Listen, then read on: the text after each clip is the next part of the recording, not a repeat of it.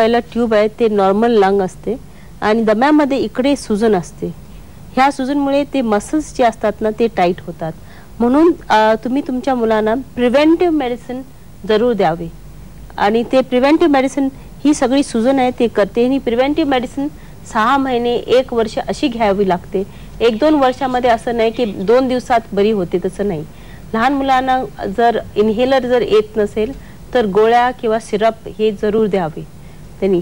आणि ही मेडिसिन असं नाही की हे मेडिसिन हे होत नाही, काम करत नाही, मग तुम्ही त्याच्यासाठी काही दुसरे होमिओपॅथी ॲलोपॅथीमध्ये आतापर्यंत आम्हाला दम्यामध्ये क्युअर नाही आहे, पण आम्ही प्रिव्हेंट करू शकतो. अटॅक्स जे येतात ते प्रिव्हेंट करू शकतात.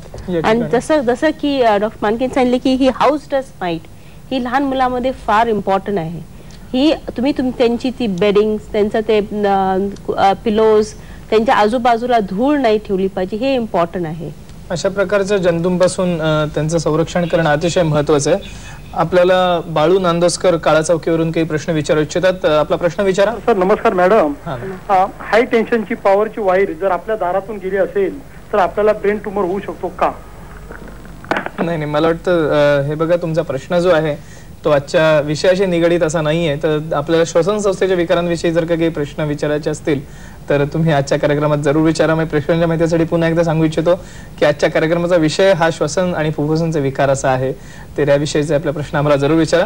आता आपण पुढचा प्रश्न घेऊया, आपण एक छोट्याशा विश्रांतीनंतर. केस गळणं 30 दिवसात थांबू शकेल, पूर्णपणे कायमचं. गुटिका केशरंजना सूक्ष्म आयुर्वेदिक औषधाच्या 4 गोळ्या रोज 2दा घेणं म्हणजे केसांचं संपूर्ण पोषण करणं. आगोमच्या गुटिका केशरंजनाने 30 दिवसात केस गळणं कमी, सुंदर लांब सडक काळ्याभोर निरोगी केसांची हमी. आगोमचं गुटिका केशरंजना. नमस्कार, मी पुन्हा एकदा सगळ्यांचं आजच्या कार्यक्रमात स्वागत करतोय. आपल्याला दत्तात्रय मालाडवरून काही प्रश्न विचारू इच्छितात. दत्तात्रय, आपला प्रश्न विचारा. दत्तात्रय बोला आपण. मी एक 70 वर्षाचा ग्रहस्थ आहे. गेल्या 2 वर्षापूर्वी मला हार्ट एनलार्जमेंट झालेलं होतं, त्याची ट्रीटमेंट चालू होती. त्यानंतर मला धाप लागत होते म्हणून फुफ्फुसाचं मला चेकअप करायला सांगितलं होतं. ते केल्यानंतर असं दिसून आलं की हृदय आपलं फुफ्फुस आकुंचन पावलेलं आहे. तर त्याच्यावर फिजिओथेरपिस्टच्या थ्रू काही व्यायाम करतो मी, पण मला गेल्या 1 वर्षापासून घोरण्याची फार जबरदस्त अशी सवय झालेली आहे की मी स्वतः तर डिस्टर्ब होतो परंतु घरातल्या माणसांनाही डिस्टर्ब करतो. यावर काही इलाज काही सांगू शकाल का? हो, चांगला प्रश्न आहे तुमचा. मॅडम, काय सांगता येईल त्यांना आपल्याला? त्यांना तर पहिला तर हार्टचा प्रॉब्लेम आहे तुम्हाला, आणि हा हार्टचा प्रॉब्लेममुळे कदाचित तुमचं ते लेफ्ट वेंट्रिकल तुमचं चांगलं कंप्रेस होत नसून तुमचे थोडे फुफ्फुसामध्ये पाणी भरत असणार. परत म्हणून तुम्ही ते लंग्स ड्राय ठेवायचे, त्याच्यामुळे मोस्ट इम्पॉर्टंट थिंग आहे त्याच्यामुळे. आणि दुसरं म्हणजे की लंग फेल म्हणजे हार्ट फेलमुळे पाणी लंग्समध्ये पाणी भरते आणि त्याच्यामुळे तुम्ही कदाचित डिसॅच्युरेट होत असणार, त्याच्यामुळे तुम्ही घोळत पण असणार. ते सगळे एक सगळं मे बी नॉट रिलेटेड. हे सगळं घोळणं आणि ते कार्डियक फेलमध्ये मे नॉट बी रिलेटेड. तुम्ही तुमच्या डॉक्टरकडे जाऊन जरूर ही तिन्ही वस्तू तुम्ही आपण चेकअप करायची. महत्वाचा भाग आहे मला वाटतं, कारण LVF ज्याला आपण म्हणतो लेफ्ट वेंट्रिक्युलर फेल्युअर, मॅडमने आता सांगितलं. याच्यावर आणखी एक शक्यता आहे, म्हणजे आता यांचं वय 73 वगैरे आहे, तर या वयामध्ये अर्थात तुम्ही तपासणी करून घेतली असेलच, पण कार्डिओमायोपॅथी वगैरे आहे का, म्हणजे हृदयाचाच वेगळा एक आजार आहे का, आणि स्नायू तुमच्या हृदयाचे दुर्बल झालेत का, हेही पाहून घ्यायला पाहिजे. माझा असा सल्ला राहील की औषधोपचाराबरोबर प्राणायामाचा फायदा होतो. म्हणजे चेस्ट फिजिओथेरपी बरोबर तुमचं योगाचा उपयोग करून तुम्ही फुफ्फुसाची क्षमता जरूर वाढवू शकता. म्हणजे योगोपचार हा अतिशय महत्त्वाचा भाग आहे. याच्यामध्ये आपल्याला ठाण्यावरून संगीता सावरकर काही प्रश्न विचारू इच्छितात. संगीता, आपला प्रश्न विचारा. आता मध्यंतरी पेपर मध्ये आलं तर ते आठवले गुरुजींच्या अन्नाचा कण श्वासनलिकेमध्ये गेल्यामुळे त्यांना श्वासाचा त्रास झाला आणि त्यांना ताबडतोब ऍडमिट केलं. तर हे कसं ओळखायचं आणि ते त्याला ताबडतोब काय उपाययोजना करायला पाहिजे हे एक. दुसरं म्हणजे दमेकरी लोकांकरता मध्यंतरी ते माशाचं औषध वगैरे द्यायचं, त्याचा किती उपयोग होतो आणि खरं आहे का, आणि खरं जर नसेल तर गव्हर्नमेंट त्यावर बंदी का आणू शकत नाही, हे एक प्रश्न आहे. आणि श्वासनलिका स्वच्छ राहण्यासाठी काय करावं? सकाळी उठल्या उठल्या आपल्याला कफ वगैरे असतो, पण तो साफ करण्याचा आपण काय उपाययोजना करावी हा एक प्रश्न आहे. अच्छा, डॉक्टर मडके काय सांगता येईल त्यांना? तर आपला पहिला प्रश्न जो होता की अन्नाचा कण गेल्यामुळे तुम्हाला त्या रुग्णाला ऍडमिट करावं लागलं. खरं तर गंमत अशी असते की सुरुवातीला श्वास नलिकांची आणि श्वसन संस्थेची माहिती दिली, त्यामध्ये एक थोडंसं चित्र पुन्हा मी दाखवतो आपल्याला की सुरुवातीला नसिका मार्गातून जो काही भाग ग्रसनीमध्ये खाली जातो, तर त्यामध्ये हा जो भाग आहे इथला, तर इथं एक टोपण असतं. टोपण म्हणजे ते टोपणामुळे काय होतं की पुढे आपल्या इथे श्वास नलिका असते ही, आणि त्याच्या पाठीमागे अन्न नलिका असते, आणि आपण जे श्वास घेतो त्यावेळी ते टोपण उघडतं आणि श्वास आत जातो, आणि ज्यावेळी आपण अन्न घेतो त्यावेळी ते टोपण बंद होतं आणि मग अन्न नलिकेमध्ये अन्न जातं. जर आपण थोडंसं चित्र आता नीट बघा, जर आपण अन्न घेताना आपण बोलत असू किंवा नीटपणे लक्ष न देता अन्न घेत असू, तर या बोलण्यामुळे हे टोपण उघडतं आणि मग ह्या अन्नाचा कण श्वासनलिकेत जातो आणि मग हा त्रास होऊ शकतो. तर यामध्ये घाबरून जायचं काही कारण नाही. जर प्रथमोपचार म्हणून त्या रुग्णाला थोडंसं मान डोकं खाली आणि छातीवर कॉटवर झोपवावं आणि मान खाली घ्यावी आणि मान खाली घेऊन खोकायला लावावं, तो अन्नाचा कण बाहेर येऊ शकतो. अन्नाचा कण छोटा असेल तर फारसा त्रास होत नाही, लक्षात घ्या. आणि जर कण मोठा असेल किंवा शेंगदाणा असेल, सुपारीचा कण असेल, किंवा तुम्ही जर मांसाहारी खात असाल आणि मांसाहारातला एखादा तुकडा असेल, तर ताबडतोब डॉक्टरांकडे नेऊन तो कण काढणं अत्यावश्यक आहे. तर हा त्यांचा पहिला प्रश्न होता. दुसरा त्यांनी जो प्रश्न विचारला होता ह्याच्याच अनुषंगाने होता, पण त्याआधी आपण एक आमच्या दूरदर्शनच्या टीमने काही भाग जो चित्रित केलेला होता प्रत्यक्ष पडद्यावरती बघूया, कारण आपल्याकडे वेळ थोडासा कमी आहे. आपण दुसऱ्या त्यांच्या प्रश्नाला उत्तर देऊया, पण त्याच्या आधी आपण आमच्या दूरदर्शनच्या टीमने जो भाग चित्रित केलेला आहे तो आपण पडद्यावरती बघूया. यामध्ये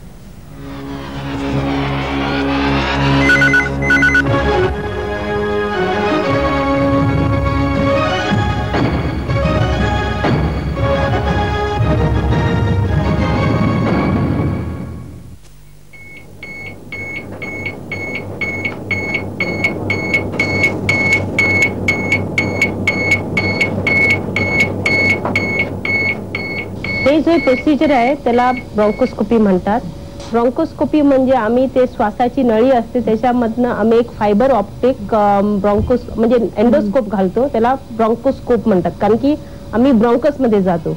आता ब्रॉन्कोस्कोपी हे नॉन इन्व्हेजिव्ह आहे. खरं नॉन इन्व्हेजिव्ह म्हणतो म्हणजे मोठं ऑपरेशन करायची जरूरत नाही. पेशंट घरनं खाली पोटावरून येऊ शकतो आणि त्यांनी आम्ही जाऊन फेफसामध्ये काय प्रॉब्लेम आहे ते बघू शकतो. जर ट्युमर असला तर ट्युमरचं डायग्नोसिस होऊ शकते. जर पेशंटला टीबी असले आणि त्याला खोकला येतो आणि कफ नाही येत, त्याचं टेस्टिंग, लंगचं टेस्टिंग, सिक्रेशनचं टेस्टिंग करू शकतो. ऑल्सो ते आपली स्मॉल बायोप्सी पण, लंग बायोप्सी पण करू शकतो ह्या प्रोसिजरनी. तर ह्याला म्हणून आम्ही मिनिमल नॉन इन्व्हेजिव्ह म्हणतो. नाहीतर आपण पूर्वी ब्रॉन्कोस्कोपीच्या पूर्वी आम्हाला मोठी सर्जरी करावी लागत, पेशंट 2 आठवडे हॉस्पिटलमध्ये राहावं लागत होतं, मोठं एक स्कार त्यांना करावं लागत आणि एक लंग बायोप्सी करावी लागते. ह्याला फायबर ऑप्टिक ब्रॉन्कोस्कोपी म्हणतात. आणि ह्या आता पेशंटला आम्ही त्याला त्याच्या ट्रीटमेंटवर आहे, टीबीच्या ट्रीटमेंटवर आहे, आणि त्याला चांगलं वाटायले आणि त्याची ट्रीटमेंट बरोबर होते की नाही आणि ते आता जर्म्स आहेत की नाही म्हणून आम्ही ब्रॉन्कोस्कोपी केली, कारण की त्याला खोकल्यामध्ये कफ पडत नाही म्हणून आम्ही त्याची ब्रॉन्कोस्कोपी करून त्याची सिक्रेशन आम्ही आता टेस्टिंगला पाठवणार. जर नेगेटिव्ह निघाली म्हणजे आमचं ट्रीटमेंट सक्सेसफुल आहे, पॉझिटिव्ह निघाली म्हणजे ते आम्ही कल्चर सेन्सिटिव्ह करून त्यांना पाठवणार. त्या कुठले मेडिसिन त्याला चांगले वाटतात ते मेडिसिन त्यांना देणार.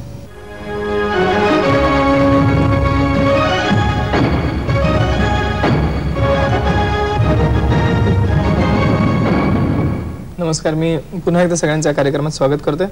आपलं मगाशी जेव्हा चर्चा चालू होती डॉक्टर मडके, तेव्हा जो प्रश्न विचारला गेला होता त्यांनी की बऱ्याचदा अंधश्रद्धा ह्याच्यामध्ये भरपूर आहेत आणि मासे गिळणे ह्यासारखी जी एक प्रचलित जी प्रथा पडलेली आहे आणि त्याच्यामुळे दमा बरा होतो अशा प्रकारची काही गैरसमजूत संपूर्ण समाजामध्ये आहे, त्याविषयी आपल्याला काय सांगता? अत्यंत चुकीचा हा प्रकार आहे समाजामध्ये चाललेला. ज्या आरोग्य क्षेत्रातल्या वेगवेगळ्या स्पेशालिटीमध्ये हे चाललेलं आहे त्यापैकी हा मासा गिळण्याचा प्रकार आहे. खरं तर मासा गिळण्यानं कुठल्याही प्रकारचा दमा आटोक्यात येत नाही, बरा होत नाही.